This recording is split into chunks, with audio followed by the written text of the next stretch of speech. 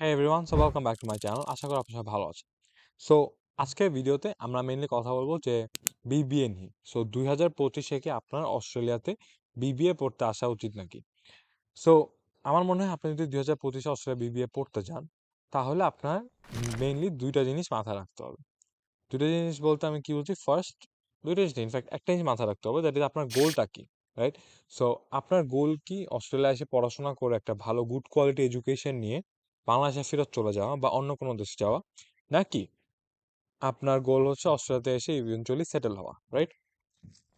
So আমার মনে হয় এই দুইটা গোলের মধ্যে আপনার আগে চুজ করতে হবে যে আপনার মেইন গোলটা কোনটা।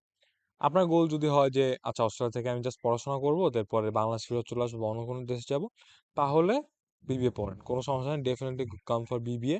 এখানে এসে পড়াশোনা করেন, ভেরি গুড কোয়ালিটি এডুকেশন, অনেক ভালো ভালো ইউনিভার্সিটিজ আছে, অনেক ভালো ভালো ডিগ্রিজ আছে বিবিএর মধ্যে। তো বিভিন্ন স্পেশালাইজেশন আছে, right? Marketing, HR, economics, accounting, অনেক মেজর আছে, যেটা আপনার ভালো লাগে করেন, পড়াশোনা করে ব্যাক চলে যান ইভেনচুয়ালি।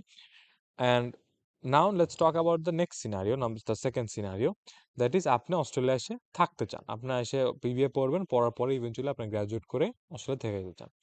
তো এখানে একটা প্রবলেম আছে।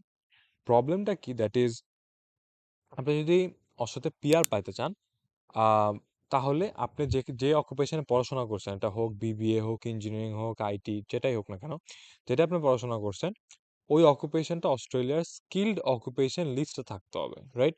সো অস্ট্রেলিয়া প্রত্যেক বছর একটা স্কিল অকুপেশন লিস্ট ছাড়ে। এটা মানে কি, এটা হচ্ছে একটা লিস্ট অফ অকুপেশন যেখানে ওদের মানুষের শর্টেজ আছে। তো এটার জন্য ওরা একটা লিস্ট ছাড়ে, অ্যান্ড ওই লিস্ট অনুযায়ী ওরা মানুষকে পিআর দেয়, রাইট? তো প্রত্যেক ইয়ার ওরা একটা লিস্ট ছাড়ে, স্কিলড অকুপেশন লিস্ট। ওখানে বিভিন্ন অকুপেশন থাকে যেখানে ওদের লোক লাগবে, যেমন আইটি বলেন, ইঞ্জিনিয়ারিং বলেন, আরো ডক্টরি, নার্সিং, ফার্মেসির কিছু, এগুলি বিভিন্ন অকুপেশন থাকে। আর এই লিস্টটা প্রত্যেক ইয়ারই আপডেট হতে থাকে, রাইট? আনফরচুনেটলি বিবিএর কোনো সাবজেক্টই এই লিস্টে নাই, রাইট? তো এই লিস্টে বিবিএর কোনো সাবজেক্টই নেই। আপনি মার্কেটিং বলেন, অ্যাকাউন্টিং, ইকোনমিক্স, কোনো সাবজেক্টই এই লিস্টে নাই, যেটার কারণে যারা বিবিএ থেকে পড়াশোনা করে গ্র্যাজুয়েট করে এখানে, ওদের জন্য পিআর পাওয়াটা অনেক বেশি ডিফিকাল্ট হয়ে যায়। সো আমি আপনাদেরকে লিঙ্ক দিয়ে দিব ডিসক্রিপশন বক্সে একটা। আপনি যদি জাস্ট গুগলে গিয়ে লেখেন যে স্কিলড অকুপেশন লিস্ট অস্ট্রেলিয়া, দেন আপনি ফার্স্ট লিঙ্কে যদি ক্লিক করেন, গিয়ে আপনি দেখবেন যে ওখানে একটা জায়গা থাকে যে সার্চ ফর অকুপেশন, বিভিন্ন আহ, বিভিন্ন search for the different types of visas with year occupation, right? তো আপনি যদি বিভিন্ন পিআর ভিসাগুলি যান, যেটা 190, 189 আর 491, আপনি ধরেন বিবিএর কিছু লিখেন, ধরেন মার্কেটিং লিখেন, আপনি দেখবেন মার্কেটিংয়ে আসবে খালি মার্কেটিং স্পেশালিস্ট। তো মার্কেটিং স্পেশালিস্ট কিন্তু একটা মোটামুটি মানে হাই লেভেলের পজিশন। আপনি কিন্তু গ্র্যাজুয়েট করে সাথে সাথে কিন্তু একটা মার্কেটিং স্পেশালিস্ট হতে পারবেন না। আপনি গ্র্যাজুয়েট করার পরে 3 4 5 বছর 10 বছর এক্সপিরিয়েন্সের পরে কিন্তু আপনার মার্কেটিং স্পেশালিস্ট হন।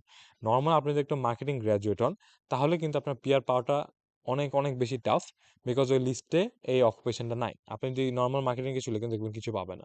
তো আপনি যদি লেটস সে হিউম্যান রিসোর্স লেখেন, হিউম্যান রিসোর্স লিখলেও কিন্তু নর্মালি কিছু পাবে না। একদম হাই পোস্ট আপনি হিউম্যান রিসোর্স ম্যানেজার বা সামথিং কিছু একটা থাকতে পারে, রাইট?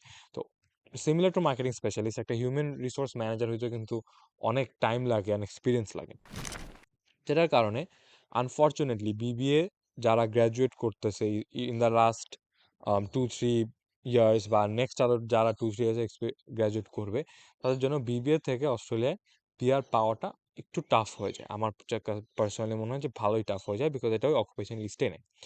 এখন আপনি কি করতে পারেন, লেটস সে আপনি ক্লাস 10 11 12 আপনি বিবিএ সাবজেক্ট, সরি আপনি সব কমার্স সাবজেক্ট ছিল, তো এখন আপনি ঠুস করে চেঞ্জ করতে চাইতেছেন না বা পারবেন না, একটু সামনে আপনি বিবিএ পড়তে চান। তো আমার কাছে পার্সোনালি মনে হয় যে আপনি যদি বিবিএ পড়তে চান, তাহলে firstly you should look for any other countries যেখানে আপনি পিআর টিআর পাইসা হতে পারেন, কান্ট্রিজ সাথে কানাডা বা ইউরোপের অন্যান্য কান্ট্রিজ আছে অনেক, আপনার জার্মানি, অনেক বিভিন্ন কান্ট্রিজ আছে। যেমন কানাডাতে যেমন আপনার স্কিল অকুপেশন লিস্ট কিন্তু খুব একটা ম্যাটার করে না, রাইট? সো আপনি যদি লেটস সে বিবিএ পড়তে চান, then আপনি কানাডা যান, I think that will be a good decision, কারণ ওখান থেকে আপনার পিআর পাওয়ার চান্সটা higher than compare to Australia. এখন এমন যদি একটা সিচুয়েশনে হয় যে না, আপনি অস্ট্রেলিয়াতেই আসতে হবে, তাহলে আমার মনে হয় যে you should think about studying something else. So let's say আপনার ব্যাকগ্রাউন্ড কমার্সের, কিন্তু আপনি এখন বিবিএ পড়তে চাচ্ছেন না বিকজ পিআর নষ্ট, তো আপনি অন্য কি পড়বেন? তো অন্যান্য সাবজেক্ট পড়া যায়, যেমন এখন আপনি বিবিএ আপনার লেটস সে কমার্সের ব্যাকগ্রাউন্ড, আপনার ধাপ করে কিন্তু ইঞ্জিনিয়ারিং পড়তে পারবেন না। আপনার ইউনিভার্সিটি অ্যালাউ করবে না যে তুমি জীবনে সবসময় কমার্স সাবজেক্ট পড়ছো, এখন তুমি আবার ইঞ্জিনিয়ারিং পড়বা কেমনে? তুমি পারবা না। অনেক ইউনিভার্সিটি আবার দেয় না।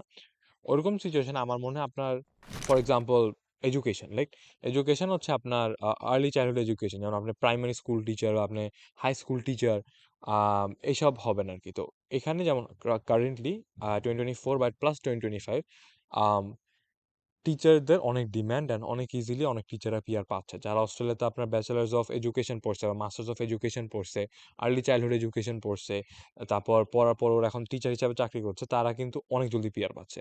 আমার কাছে পার্সোনালি মনে হয় যে আপনার ব্যাকগ্রাউন্ড যদি বিবিএর হয়ে থাকে, this is the only sustainable solution that I know of.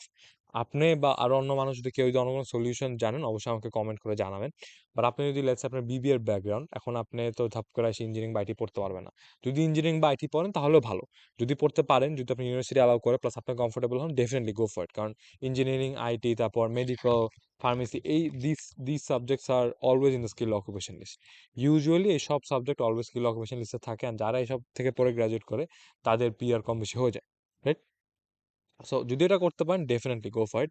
যদি না পারেন, আমার মনে হয় আপনার আর্লি চাইল্ডহুড এডুকেশন বা bachelors of education, masters of education, এইসব সাবজেক্টের পিছিয়ে আপনার একটু ঘাটাঘাটি করে দেখা উচিত যে আচ্ছা আপনি কি পড়বেন।